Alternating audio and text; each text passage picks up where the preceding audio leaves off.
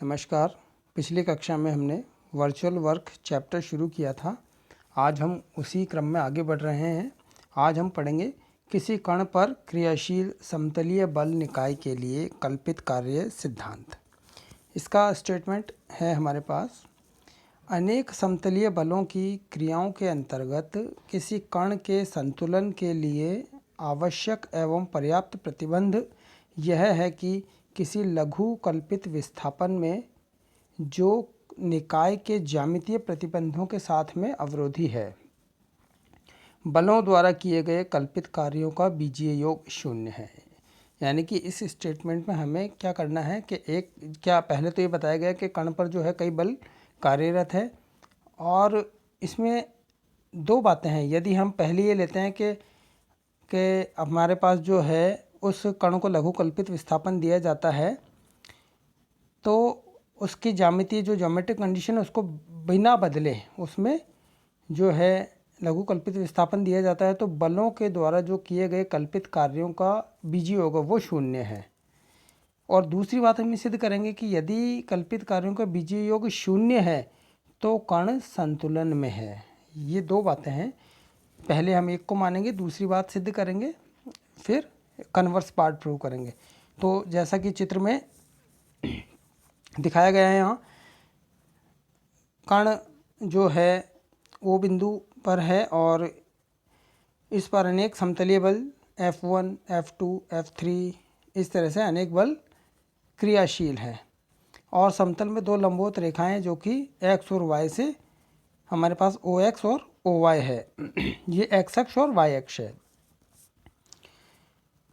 और इन्हीं अक्षों के जो है दिशा में इन बलों के वियोजित भाग, यानी कि F1 बल का OX दिशा के अनुदिश और OY दिशा के अनुदिश जो वियोजित भाग है वो है X1 और Y1। इसी प्रकार F2 बल का जो है OX के अनुदिश वियोजित भाग है X2 और OY के अनुदिश वियोजित भाग है Y2।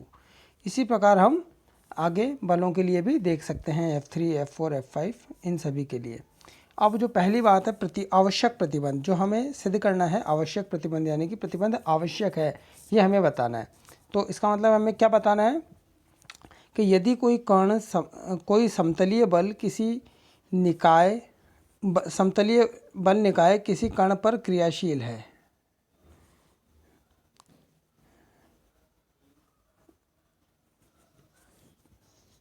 किसी कण पर क्रियाशील है जो कि संतुलन में है। हमें क्या दिया हुआ है यहाँ पर, पहले हम मान रहे हैं कि कण जो निकाय वो है संतुलन में है। ठीक है, हमने संतुलन में मान लिया इसको, और कण को निकाय के ज्यामितीय प्रतिबंधों को बिना बदले कोई लघु कल्पित विस्थापन दिया जाता है। यानी कि हमने क्या करा, मान लिया कि जो समतलीय बल निकाय है वो किसी कण पर क्रियाशील है जो कि संतुलन में है, और इसमें जो ज्योमेट्रिक कंडीशन है उसको बिना बदले कण पर लघु कल्पित विस्थापन दिया जाता है। तो हमें सिद्ध क्या करना है कि बलों के द्वारा जो किया गया कल्पित कार्य है उनका बीजीय योग शून्य होगा। जैसा कि मैंने अभी बताया पूर्व में स्टेटमेंट को समझाते हुए कि पहले हम एक चीज़ मानेंगे, तो हमने मान लिया कण संतुलन में, तो दूसरी चीज़ क्या प्रूव करनी है हमें कि इनके द्वारा बलों द्वारा किया गया कार्य जो है वो शून्य होगा, बीजीय योग शून्य होगा। तो इसके लिए हम मान लेते हैं अब कि कण O को जो है लघु कल्पित विस्थापन OO डैश दिया जाता है। जैसा कि चित्र में बताया गया है, कण पहले O पर था, इसको जो है विस्थापित किया O डैश पर, यानी कि विस्थापन हमारे पास क्या हो गया OO डैश। और O डैश का जो है हमने कोऑर्डिनेट्स वो क्या मान लिए, इसके निर्देशांक अल्फा बीटा। इसका मतलब अगर हम O डैश से x अक्ष पर परपेंडिकुलर ड्रॉ करें और y अक्ष पर भी परपेंडिकुलर ड्रॉ करें, तो हम देख सकते हैं कि चूंकि इसके निर्देशांक अल्फा बीटा है O डैश के,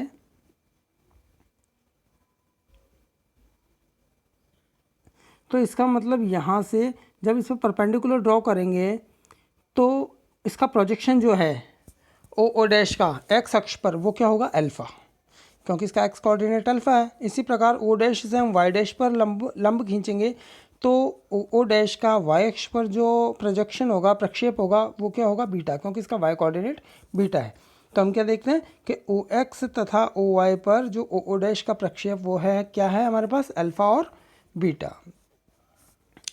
अब चूंकि हम इसी चैप्टर में, वर्चुअल वर्क चैप्टर में ही पिछली जो हमारा लेसन था उसमें हमने पढ़ा था कि किसी बल द्वारा किया गया कार्य यानी कि कल्पित कार्य उसके दो लंबवत दिशाओं में विभाजित भागों द्वारा किए गए कार्यों के बीजीय योग के तुल्य होता है।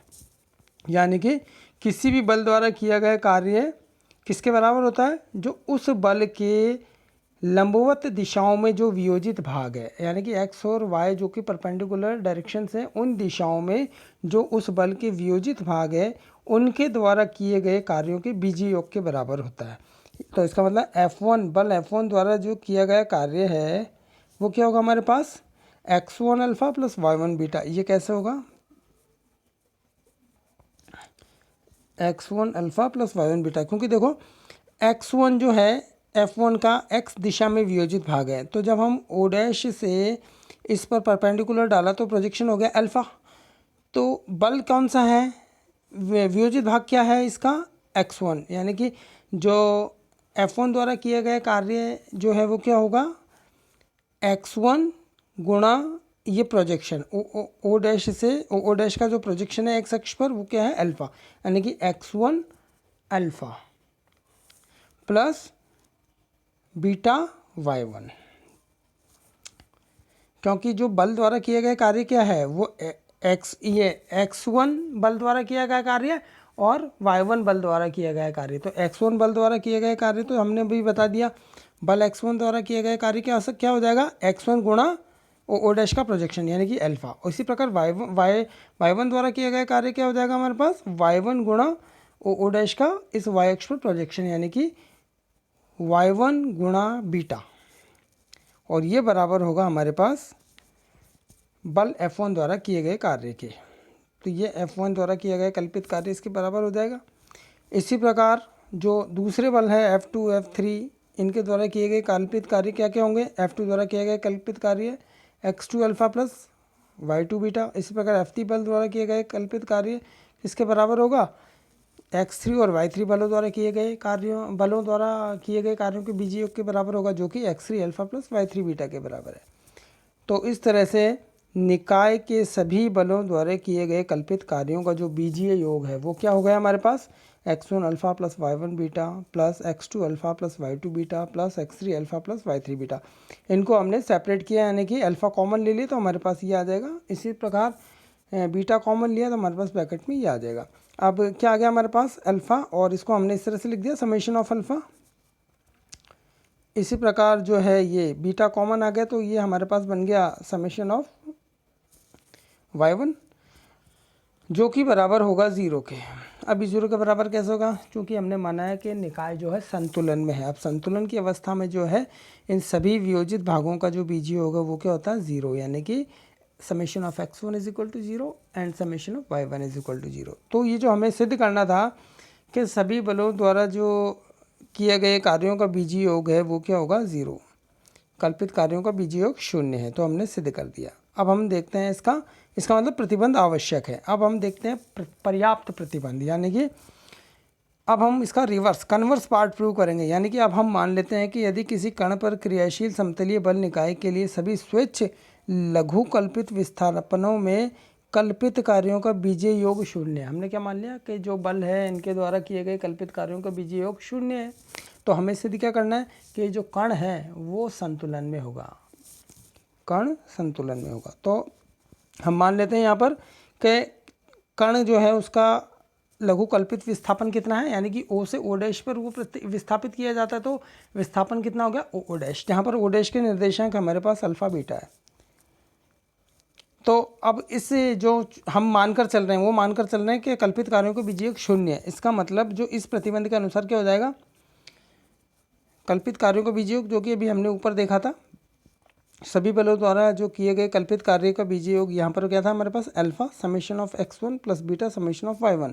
क्योंकि यहाँ पर कल्पित विस्थापन हमने O डैश को माना है, तो हमारे पास ये समीकरण नंबर 1 आ जाएगी। अब हम देखें कि अगर हम